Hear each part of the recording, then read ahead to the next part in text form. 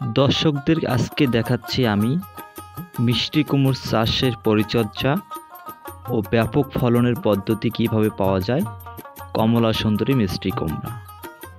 আমি আপনারা অনেক ভিডিওতে দেখেছেন, অনেক জায়গায় ছবিতে দেখেছেন। আজকে আমি সরাসরি আমার ভিডিওতে আমি দেখাবো এই খাস কাটা এই কমলা সুন্দরীর যে আকারটা, এর যে সাইজ, এর ওয়েট প্রায় 3 থেকে 4 কেজি হয়ে থাকে।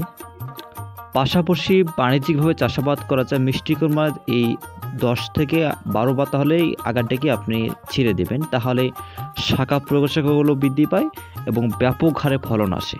একটা টিপস, আপনি মাচা দিবেন, তবে আপনি মোটামুটি 1 কাঠা জমিতে 5 থেকে 600 চারা লাগানো যায়।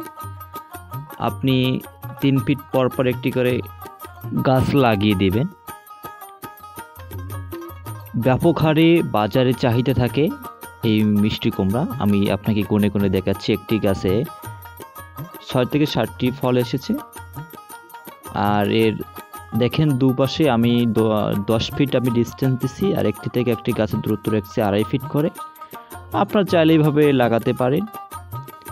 আর এটা কমলা সুন্দরী, আমি আপনাকে কেটে দেখাবো, এর ভিতরে কোনো ফাঁফা থাকবে না। আর এটা নিয়ে কোনো সমস্যা নেই, একটা ম্যাচুরিটি আপনি একটা ফল আপনি কাটবেন, কেটে আমি আপনাদেরকে দেখাচ্ছি, কোনো সন্দেহ নেই, এটা নির্ভেজাল একটি সবজি। আর এর চাহিদা খেতেও অনেকটা সুস্বাদু।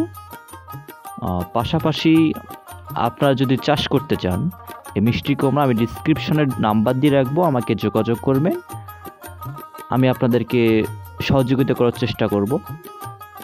আর আমার সাবস্ক্রাইব করে আমার চ্যানেলের পাশে থাকবেন এবং কমেন্ট করে জানাবেন। আর মিষ্টি কুমড়া 3 থেকে 4 কেজি একটা ওয়েট হয় এই মিষ্টি কুমড়া।